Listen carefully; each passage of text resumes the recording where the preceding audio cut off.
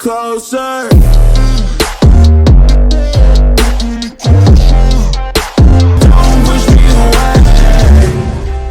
Well, welcome back, everybody. Thank you so much for coming back to the Motivate podcast show. I'm your host, Rich Wall Street Williams. And man, listen, we are excited to have Mr. Brandon Boyd with us tonight. Brandon is an international speaker. He's an author. He's an entrepreneur. He is a member of the Networking Hall of Fame 2021, I believe it is. He has a global business that's in 70 countries, and I believe that list is growing. Thank you so much, Brandon, for carving out time to join us today. Yeah, I'm excited to be on. I appreciate you having me on here, Rich. Yeah, man, my pleasure. So I saw, I saw that you did a world tour, and you were like I think I saw it was Paris, the Netherlands, Portugal, and what was it? Pakistan? Was it Pakistan? I was actually in 10 countries in a period of just over 2.5 weeks. I went to Europe, then I went to Asia, and then I went back to Europe again to finish off in Italy. Man, that's awesome. So, Brandon, tell us a little bit about who you are and what you do as we set up this conversation on winning tonight. Yeah, so I've been an entrepreneur now for 23 years. I actually had a lawn mowing business for 12 years from the age of 8 until I was 20. And then by the time I was 22, I was actually really able to, I had a 6-figure job, but I was able to quit the job and really go full time. So I've been doing that ever since, networking and teaching people how to trade and stuff like that. I've raised a family of 6 children. I am married and just feel really grateful to that. I'm one of those stories where, you had the dream, you had the goals, and it actually worked out. And there's trials and tribulations along the way, but it's all worth it. Yeah, man, that's awesome. So you said you had a lawn. I learned something new every time we talk. You had a lawn mowing business? Yeah, and it wasn't a small lawn mowing business.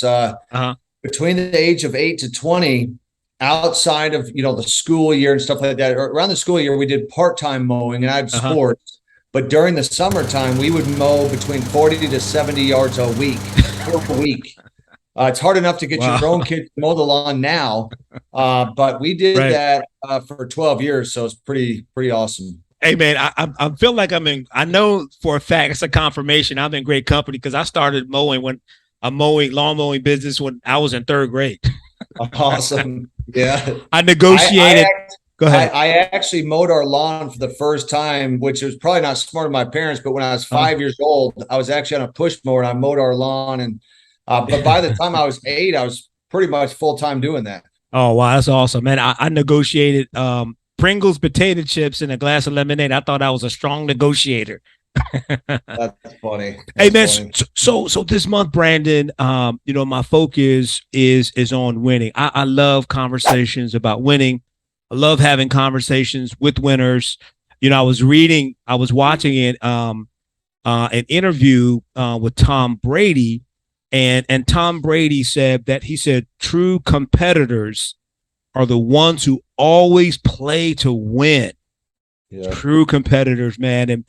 And so about the topic of winning, obviously you had some wins. When you think about winning, Brandon, what are some things that come to your mind? Well, one of the people I listened to was Michael Jordan's trainer, Tim Grover, and he actually wrote a book on that. To me, winning is a mindset.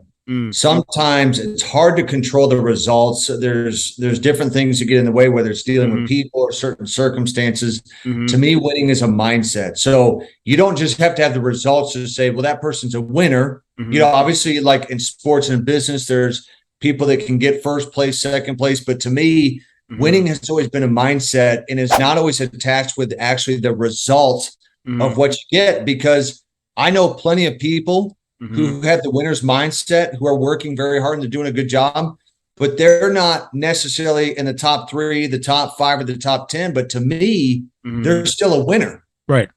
And so my definition is a little bit different than a lot of people. It's because to me, it's a mindset of winning. So what I hear you saying is that the mindset is something where winning, you see it as something that happens on the inside first before it happens on the outside, right? Correct. Yeah.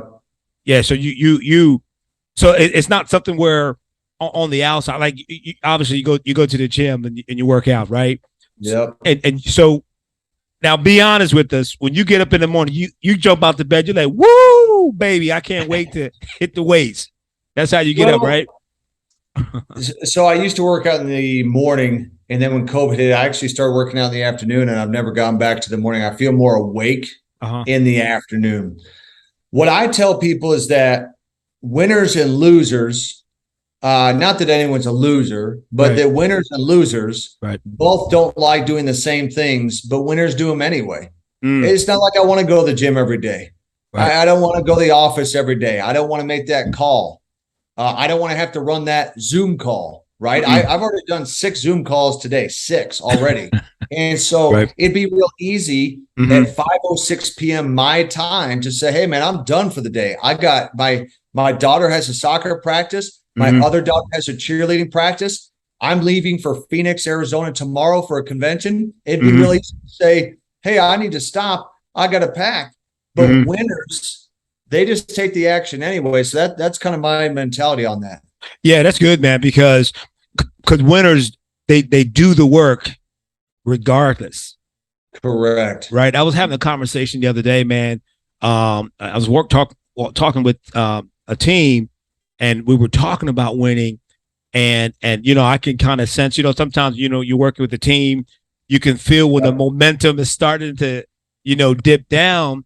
And so when we were having this conversation, I asked them, what do you really want? Yeah. Because winning and I agree with you, man, that winning is something, it has to happen on the inside first. Correct. And then the outside. And I'm sure you subscribe to this, that preparation, right, sets up the performance.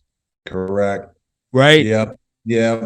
And when you're talking about that internal game, I read that from Secrets of the Millionaire Mind. It's this inner game that creates the outer, but it starts first in the mind, the actions, the results. It's an internal battle. I call it's the war of the mind every day. There's literally a war of kind of pulling both ways, saying, should I go do it? Should I keep pressing forward, or should I just quit, try and do something else? So when you face some of those, as you describe, the war of the mind, I mean, what are some things that Brandon does that helps you overcome those wars when they happen?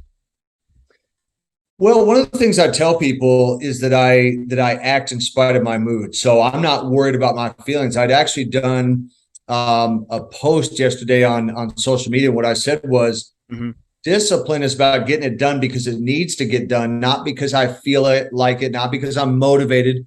It's all about commitment, not a feeling. So I tell people I act in spite of my mood, my habits, my routines, and my rituals. To be honest, Rich, I don't sit there and think like, should I do this? It's my habits, my routine, and rituals. I almost tell people you almost have to become machine-like. I've been told for a long time, you're almost like a robot. You're a machine. And in certain ways, that's kind of the way that you act on your way to success, is that it is like a machine. Is that I don't care what my feelings say. Of course, my feelings are going to say you should just lay on the couch and watch Netflix. Right. But my habits, routines, and rituals say you just go and do it. I went to the gym because it's my routine. It's my ritual. I take my kids on dates and my wife on a date every week because it's a routine of rituals. It doesn't matter how I feel. I just do it anyway.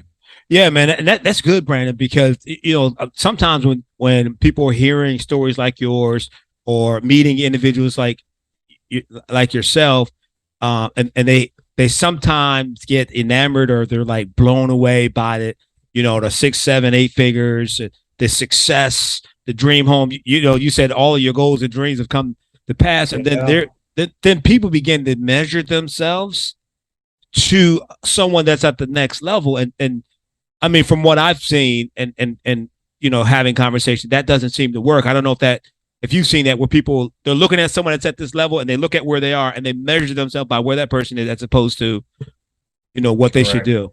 And what they don't realize is that person was once down at that level as well. There was a time where I made $200 a month with what I do.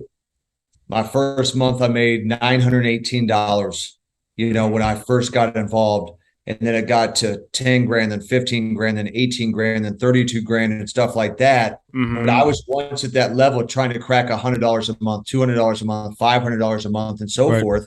And it's almost like the trophies of life, like that comes later. The magazines, like the magazines and trophies, all that stuff comes later. It's after going through it. They don't see that on those Saturdays where people were sleeping in waiting for college football, you were running a webinar.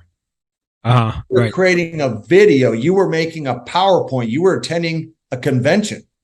Right. And so it's like all those little things, by small and simple things do great things come to pass. All those little things added up to the point that's what started to happen. Yeah, that's great, man. I saw, I don't know if I ever mentioned this before. It was an interview with Kobe Bryant, and he was about being a jerk. His teammates said that Kobe was a jerk. And so this one guy just like pinned Kobe down. It was like, okay, man, it was a interviewer. And he said, man, your teammates keep talking about how much of a jerk you are. And Kobe said, I'm watching these guys. They come late to practice. They don't stay beyond the end of practice. He said, and why would I trust you with the ball in game time? Exactly. And that's what I'm hearing. But the thing I love about you, Brandon, is you have that Mamba mentality. You have that Jordan instinct to win. But man, there's like this. You're real genuine and authentic and real. You know what I'm saying? So and I would say the difference between me and Kobe or even Jordan is I have the killer mentality, the consistency, the laser focus, the show up to the gym to shoot the free throws early in the morning while no one else is around. The difference is I'm not a jerk, and they had to do what they had to do with the sport that they played. Right. My teammates, the people I work with, they like me a lot. They respect my leadership, but it is a little bit different because we're involved in a business. And so the relationships are different, but the mentality is definitely there that if you want to be successful, you got to, it's like Ray Lewis said. He said, when I became pissed off for greatness, that's when things started to change for me. So it's almost like you got to get ticked off. Like I'm pissed off for greatness. Like I'm sick and tired of being this way, tired of being broke, tired of being overweight, tired of not making it. And then all of a sudden things start to happen. So Kobe wanted to win so bad. Jordan wanted to win so bad. And so they were willing to do whatever it takes, no matter what it takes, for how long it takes in order to make it happen. That's the mentality that I've had. Is I already knew I was going to win. It was a matter of how long it's going to take. I was like, I don't care how long it's going to take. Right. Let's just start and let's make it happen. Yeah, man, that's cool. And then do you find sometimes that, you may attract haters along the way? I mean, you're a cool guy, you're a cool dude, you're authentic, but sometimes you have haters. I mean, how do you deal with that? Yeah. In the beginning, it was tough dealing with haters, and the haters were actually family members. Unfortunately, it could be in-laws, it could be your siblings. Heck, for some, it's even their parents. It's like their parents a hater. They didn't believe in what I was doing, but in the back of my mind, I said, I just need to show the fruits of my labor.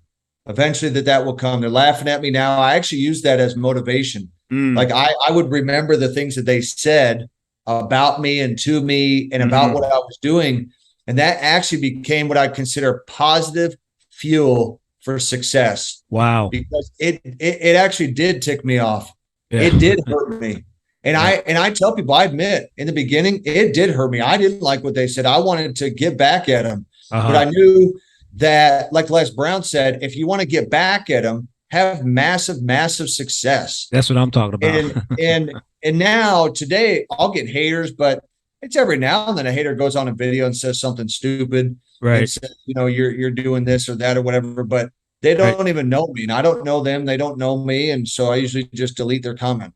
Right. And mockery is the highest form of flattery, because I see a few fake Instagram accounts. Yeah. That's out there.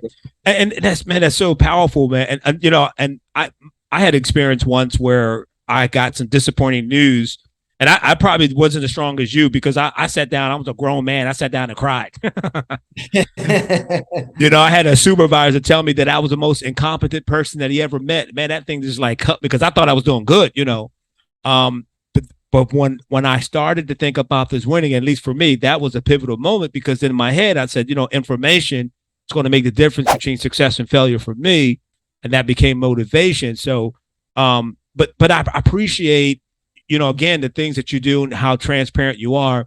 And the other thing I see about winning, Brandon, is that it seems like winners know how to shift. Not only do they know how to shift gears, but they know when to shift gears. Correct. Right. Yeah. And so in your business and building winning and success, what are some times or moments where you saw that you need to make a shift, and how did you make that shift, change gears, etc.? I call it a 90-day sprint. So it could be at the very beginning of something that you're doing, or maybe there's a time where your life and the business becomes stagnant. So I go on a 60 to 90-day sprint. So you go from putting it in second gear to maybe now it's in fourth gear. And it's for a time, it's for a season. It's not like you have to do it. You can't keep sprinting all the time. You got to you got to be able to pull back a little bit and jog and even walk and stuff like that before you get back on that sprint. So to me, it's either been at the beginning of like a launch, or sometimes it could be like if I'm in a window where I'm doing a business for 5 years, I might have several times over that 5 years where I do a 60 to 90-day sprint where I take it up another level. I do more calls, more Zoom calls. I do more events and stuff like that to kind of spur on new growth. Yeah. So, but you definitely, it sounds like you do have a plan for when moments like that happens. Yeah. And so that's good to know. And I'm hoping everyone that's seeing this, man, they're taking notes, because I firmly believe that money makers are note takers and leaders are readers. So take some good notes. So the final thought on winning, Brandon, is we build the winning, and you talked about your behavior, you talked about habits, right? And then you touched on a little bit about discipline. So for you, when you're building a discipline, let's say, for example, someone is seeing this podcast and they're thinking about building a discipline in a new area, a new business venture, what are some suggestions or tips you would give them? Well, the biggest thing is doing personal development, whether it's reading books or listening to audios, is going to help you become a more disciplined person. So, for example, like when someone says, I'm struggling with discipline, one of the things that I tell them to do is start listening to audios or reading books specifically about discipline and how to become a more disciplined person. Because here's what I tell people: if you're not disciplined, you're not going to be successful. It takes discipline on a daily or weekly basis in order to sustain the growth. Because otherwise, if you don't have discipline, you might have explosive growth and then it goes down, then explosive growth and it comes down. So I tell people is that discipline comes by creating new habits and new rituals. So those rituals and those habits that you do for weeks at a time and months at a time, that gets to the point where you don't have to discipline yourself. So in the beginning, you're having to discipline yourself because it's new habits and new rituals. But I can tell you today, I don't really have to discipline myself. It's automatic. I'm already disciplined because of habits, routines, and rituals. So, but you should study that stuff. If it's like, I just struggle with discipline, fine. Then go onto YouTube, look up audios on how to become a more disciplined person and start taking action, even if it's just a couple of things that they mention. And over time, you will install new habits, new routines, and rituals in your life to become a more disciplined person. Yeah, that's awesome, man. Because a lot of times, people do look for the emotion or the feeling and trying to connect discipline to that. But what you're saying is that discipline has nothing to do with the way what you feel. Yep. Yeah. You got to go ahead. What I tell people, it's like Eric Thomas said, some of you are all up into your feelings. Right. And sometimes you have to say, and let's be honest with ourselves, forget my feelings and go to work. Right. So let me give you an example. I was just asked the other day, hey, Brandon, can you tell me about your morning routine? And you literally can get out the phone. You can write all the notes on what you're doing for a morning routine. They're saying, well, I'm getting up. I'm doing my gratitude journal. I'm doing red light sauna. I'm doing an ice bath. I'm going to the gym. And hell, by the time you're done with your morning routine, it's 11 o'clock in the morning. Right. So what I tell people is, why don't you just kind of forget that and get to freaking work? Right. What if they prospected during those 3 hours? Now, I'm not saying don't do the goals, the gratitude, the gym. I'm not saying to not do those things. Right. But sometimes we're using those things as a scapegoat to take action. Right. Right. So it's like, for me, I get up and I go to work. Right. It's what I do. If I'm doing that 2 hours before everybody else, well, that's an extra 10 hours a week, Monday through Friday. That's 40 hours a month that I get more than other people because I just get to work. Right. So that's what I think about that particular topic, because I was just asked about that the other day on how to become more disciplined and creating the right habits and behaviors. And it just reminded me of that morning routine thing. It's like, sometimes you just got to set all this stuff aside and just say, you know what, forget all this crap. I don't care how I feel. Here's a reality. Yes. Today, I am exhausted like anybody else. The difference, I'm winning. So I'd rather be exhausted and tired winning than being exhausted and tired doing stuff I don't want to do and then being financially broke at the same time. Wow. So what I tell people is, look, who cares how you feel? Set your feelings aside, take action, and go to work. And don't think about how you feel. Of course, you're not going to feel like doing a whole lot of things in life. Let's be real with that. We're all on the same page. I don't feel like doing shit. That's the bottom line. I sit home. I want to watch college football. I want to watch Cobra Kai season 5. I don't want to do nothing. Right? I mean, that's normal. But a champion says, hey, if I can put in some time, I can actually go do all those other things that I would like to do to kind of chill. Right. But right now is a time that I need to put in the time. And I don't care how it feels. Set aside the feelings and take action. Right. Hey, I'm sensing a lot of heat on this side of the camera, man. You're fired up over that. But it's good, man. I love it, man. I love the passion. I love the fire. I think a lot of times, man, people do make excuses, right? They make excuses. I'm too short. I'm not tall enough. My background is this. I can't be successful. I'm going to launch a successful e-commerce business. All you got to do, in the words of Brandon Boyd, is just do the freaking work. Yeah. The key, do the freaking work, and failure way to success. Some people are waiting for everything to line up. They got to wait for it to all be perfect. They're staying in the blueprint stage. What I've told people is launch. Just get it launched. When I had an idea for morning motivation, that was in 2017. I came up with an idea to run morning motivation, which was basically to inspire people just to live a better life with about a 5-minute message every day. I launched it the next day. I didn't wait till everything was perfect or a podcast was up or the book was written or something like that. I didn't ask for anyone's opinion. I just launched it. I said, I'm going to get started. I made a flyer. I sent out the flyer. I said, hey, look, I'm doing these calls. If you want to hop on, here they are. They don't cost anything. I'm just going to basically share an inspirational message. Yeah. That was almost 1,300 episodes ago and 20 million downloads. And I can tell you, taking action. So here, let me give you guys a success tip. Okay. When an idea comes to your mind, take immediate action. Stop hesitating. Ideas come to my mind. I write it down. And here's another success tip. I'm going to convention. At that convention, a lot of people take 14 pages of notes. Now, I'm not saying to not take notes. Right. I only take notes on the things I'm going to do. Think about that. I might leave convention and mine's half a page of bullet points. It's only half a page. This guy said this. This girl said that. I write down only what I'm actually going to do, because they're not going to get back home and review all their notes. They're going to get back home and go back to their job, and they're going to forget about it. And then again, they're like, well, I took notes. That means that I'm getting the winning mindset and I'm going to be successful. Right. Well, note takers are money makers if they take action on those notes. Absolutely.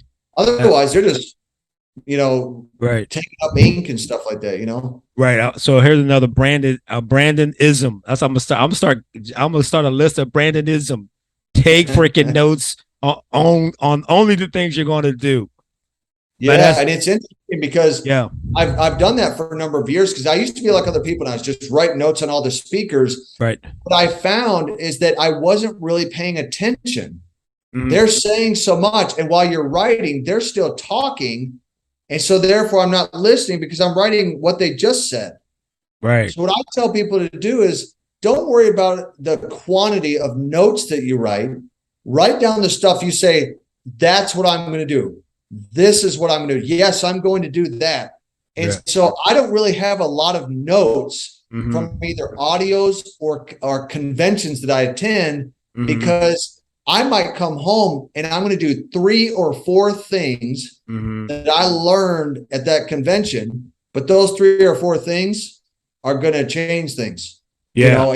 That's how I operate. Yeah, that's good, man. I'm reading a book by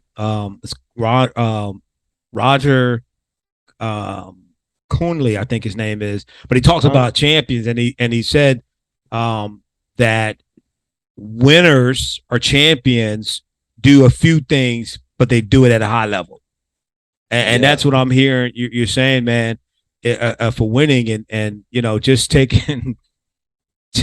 the freaking notes on the things that you're going to actually do.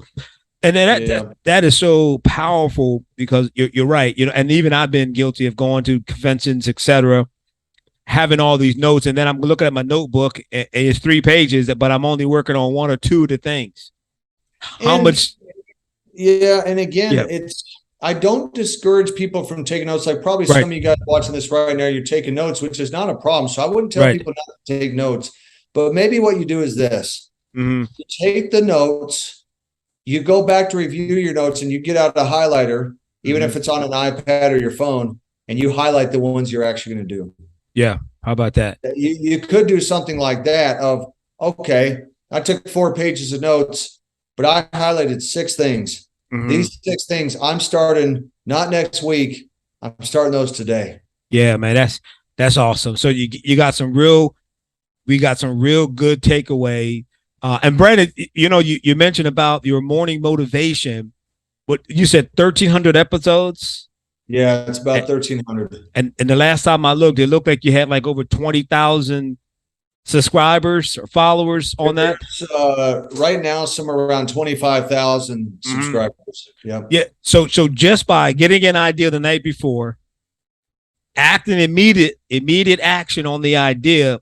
Couple years later, here's where you are. How much more can we do if we simply just took some of the tips that you're sharing with us? So, Brandon, and we got about a minute or so left. Let us know how we can get in contact with you, how we connect with you, get some of those downloads from your morning motivation, etc. So, Brandon Boyd Official on Instagram. I have 1 account. There's actually a lead singer, Incubus, Brandon Boyd. So if you type in Brandon Boyd Official, there's 1 account, has over 60,000 followers on there. I have a big YouTube channel as well. I would just type in Brandon Boyd IM, like the letters IM, Brandon Boyd IM. That'll take you to the correct channel there. So those 2 places probably be the best place to go to find videos and get access to a lot of stuff I'm talking about. It even has a playlist called Morning Motivation. And it has all the recordings, the professional recordings. Absolutely. Thank you so much. So now you just eliminated the excuse of getting the information. Again, man, I'm grateful. I'm thankful, appreciative, man, that I know you got a lot going on. You carved out some time to talk with me today, and I'm just really thankful for that. Yeah, you're welcome. I appreciate you, and thanks for having me on, and I definitely look forward to getting on again. Awesome. So thank you. This is the Motivate Podcast Show. At Motivate Podcast Show, we always say less, but we are definitely going to believe for more. I'll see you. See you guys.